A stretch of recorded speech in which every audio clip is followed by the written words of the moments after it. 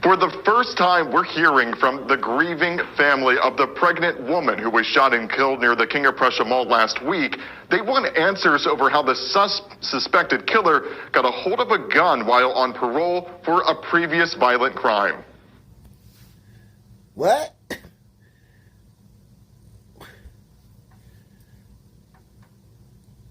This is one of the things that just it irritates me, man. Like, it just literally irritates me. And by the way, man, make sure you join us Tuesdays and Fridays on Ock Nation TV, the other channel, for the live stream. Tuesdays and Fridays at 9:30. And also hit up the merch store, guys. All the merch, Ock Nation merch, mugs, baseball caps, fitted caps, hoodies, jackets, t-shirts. So much more coming. But this one irks me. This thing that some people do right here. How did he get a gun? Where they putting all these guns in our neighborhood? They dumping off crates of guns in the hood. We don't have no munitions plants and we don't make guns. How these guns getting it? It's called the black market. You ever see y'all don't remember like even getting movies? Remember the dudes back in the day, they go in the movie with the camcorder and then print up some DVDs and you can get the movie at the strip mall or at the barbershop. The day after it came out, and you didn't have to go to the movies and pay a bunch of money, you get $5, the new movie. The black market. I didn't have a lot of guns in my lifetime, but the few guns I did have, I got them off the black market. You call a guy who calls a guy, or you ask around, or you know people. If you're in the street, there's always somebody selling a gun. It's so irritating that some people act like it's some big conspiracy. It just irritates me, man. Last week, they want answers over how the suspected killer got a hold of a gun while on parole for a previous violent crime. I was just kind of in shock. I was like, no, not my sister. Tanea Dunlap's sister is Tamara Cornelius, a loving mother who was also pregnant with her fourth child on the way. She was really excited. We were all excited. But Cornelius was shot and killed at a gas station near the King of Prussia Mall last week, and authorities say it was captured on camera. 38-year-old Rafiq Thompson is now charged with the murder of the unborn child in addition to Cornelius's murder.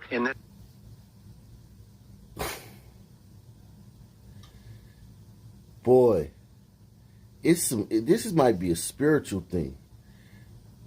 The damage that these sisters did to this country with that defund the police movement. And the way they hated on Trump and tried to make it seem like Trump was the biggest problem in their community. Karma was like, oh, Trump's the biggest problem in your community? You mean after 50 years of son-on-son violence and epic murder rates and needing a crime bill to calm things down a little bit, make it livable, y'all gonna show up in 2016 and say Trump the biggest problem in y'all community?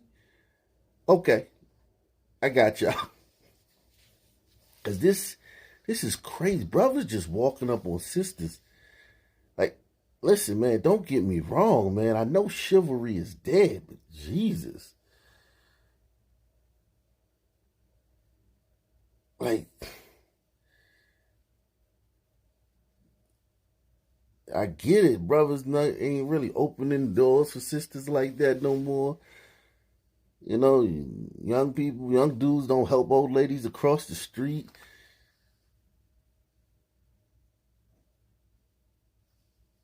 Don't get me wrong, but this is next level. They actually treating y'all like dudes, man. It was captured on camera.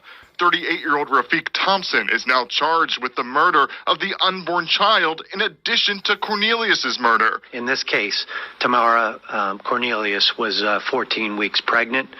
The defendant knew she was pregnant. Montgomery County authorities also revealed Thompson's criminal history. An affidavit shows Thompson was arrested in 2016 and later pleaded guilty to aggravated assault in 2018 in connection with intentionally striking a previous ex-girlfriend with his car in Philadelphia.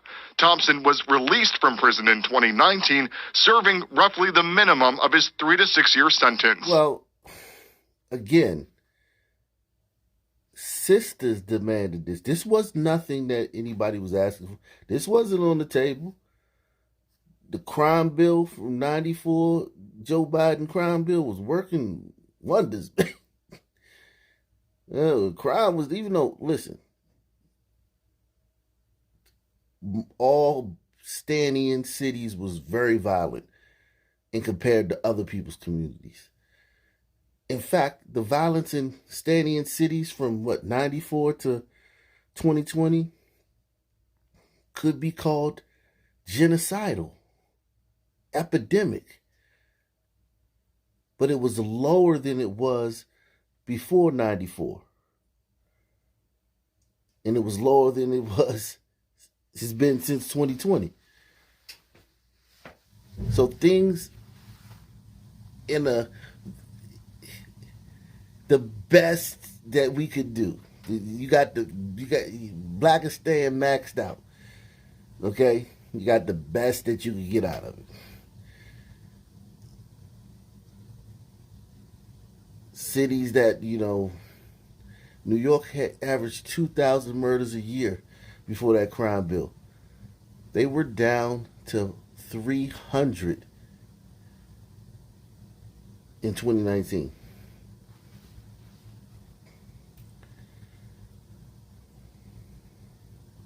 After averaging 2,000 a year in the early 90s.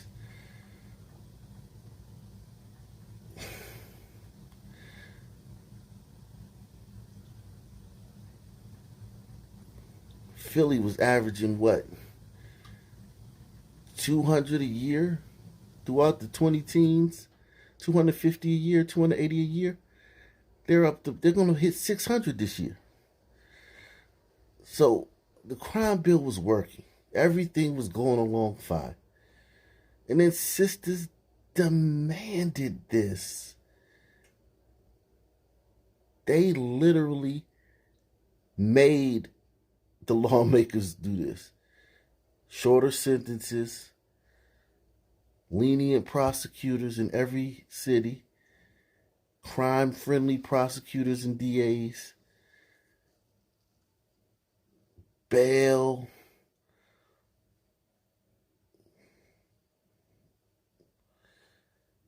Sistahs made them do this. This is the craziest part about this, man. Affidavit shows Thompson was arrested in 2016 and later pleaded guilty to aggravated assault in 2018 in connection with intentionally striking a previous ex-girlfriend with his car in Philadelphia. Thompson was released from prison in 2019, serving roughly the minimum of his 3 to 6 year sentence. If he would have been charged with attempted murder, for hitting her, and from what I read, going after her with a knife, then he probably would have never got the chance to even be involved with my sister, and she would still be here. Or, sister, you could look at it like this. What was your sister dealing with a guy who had just come home from doing a bid for running over his ex-girlfriend and going after her with a knife. You could look at it like that too. I mean, I get where you coming from, but try to see it from the other side, Sentence. If he would have been charged with attempted murder, for hitting her and from what I read, going after her with a knife, then he probably would have never got the chance to even be involved with my sister, and she would still be here. And the state parole board did not return multiple emails to explain who was responsible for Thompson's supervision following his release from prison. As for the victim's family, well, they're struggling to pay for a funeral. We'll have a link to their GoFundMe on CBSPhilly.com. Horrific road rage attack that was caught on camera. Police say a driver ran over a woman at least 3 times in Elizabeth, New Jersey. We froze the video here just before the driver hit her. And all of this, police say, was over a fender bender. Man,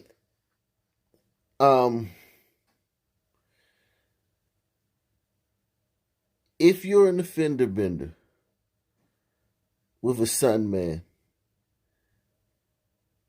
and you try to adjudicate it one-on-one, we just gonna deal with, you might as well just drive off, man.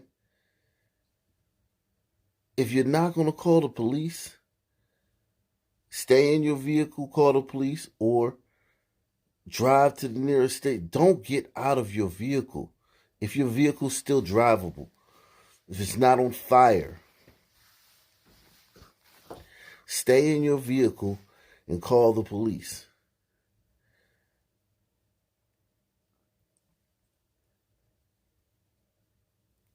The thing about the Will Smith slap that a lot of Sun people want to ignore, they want to talk about all this other stuff about Roman Polanski, all this other crazy stuff.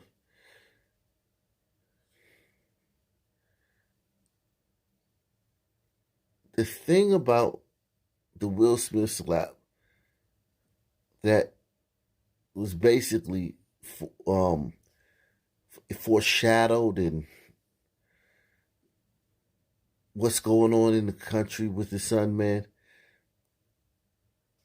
and encapsulated what's going on in the country with the son, man, is the boldness of it. The fact that he literally didn't care who was around, who was watching. He felt that there were going to be no consequences for his actions. And I'm telling you, thanks to 2020, the summer of Floyd, the Blackistanian Spring, the wokeopolis and all that stuff, some men literally feel like Will Smith felt at the Oscars. That's how we feel. We don't care who's looking. We don't care where it is. We don't care if it's a woman, a child. We don't care. We're going to respond to the stimuli and the emotions that we're feeling, and we're going to deal with it, and we don't care.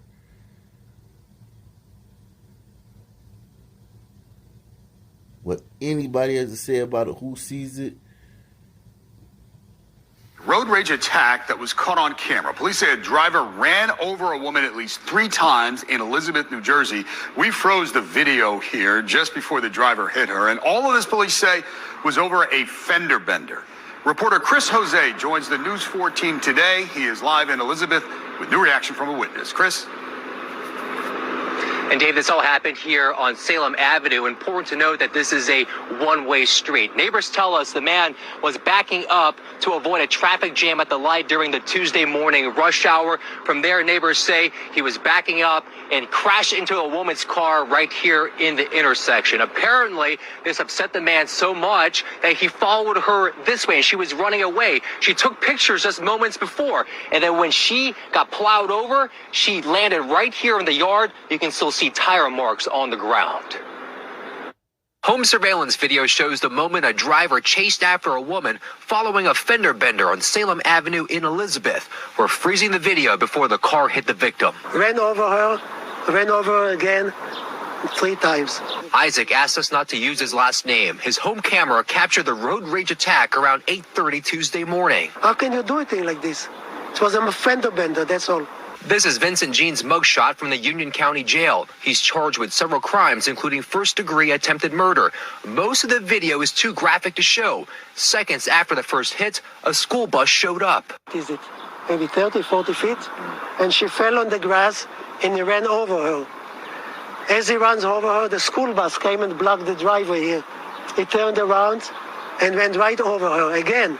Prosecutors say Jean sped away and critically injured the woman. Neighbors called 911. Isaac and his wife ran outside to help. As my wife put a blanket on her to keep her warm, it was rainy and the grass was wet, she told my wife, thank you. A few hours later, police say they found Jean sitting in his damaged SUV a few miles from the scene. Today, tire marks are still in the yard. He was deranged. I think he lost it. And that's something that I'm going to need you people out in the world to stop saying. Stop with the mental health stuff. There's nothing wrong with these brothers, man. Most of them. The majority of them. There's some crazy with a blah, blah. Did you see the shooter, the New York subway shooter? Did you see any of his YouTube videos? That brother was perfectly lucid. He was perfectly sane. There was nothing wrong with that brother. Same thing with this guy. He's just been emboldened. It's hard when you're dealing with a group such as Sunmen, like us, to tell us that, look, if one of us is fighting with the cops and we lose the fight,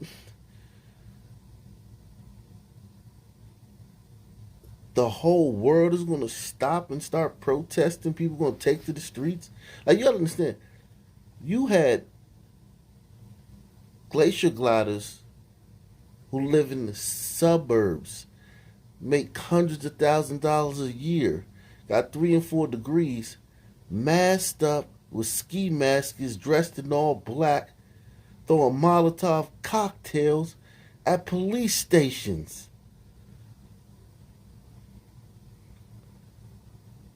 Over a career criminal son man who terrorized his community.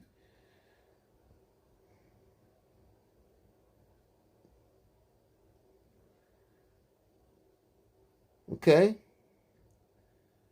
You had the WNBA players dedicate their season to a guy who was being arrested for assault on a woman.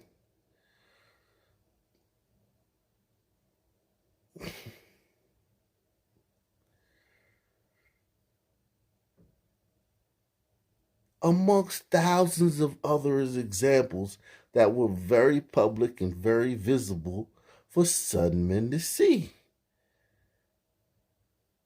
And it's very, very hard to not get a big head. Just look at the girl, the pretty girl at your job. She's not even all that pretty. She's just the prettiest girl on the job. Like, you put her in another setting and she aight. But at work, she the baddest joint there. Everybody's shooting their shot. Now she walking around like she Vanessa Williams or something. And she aight. But then another girl, they hire another girl that's really a baddie. This joint fine.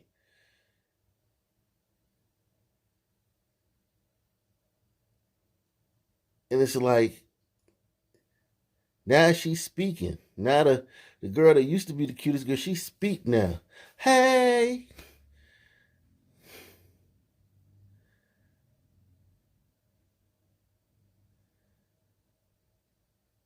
She returned your phone calls. She returned the text now.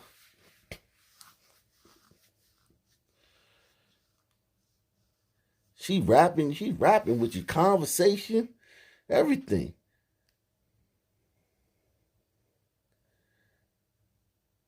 People get big heads over less stuff. 1/1000th of what the world gave Sunman, Summer Floyd, in the Blackistanian Spring, up until even now, still going on.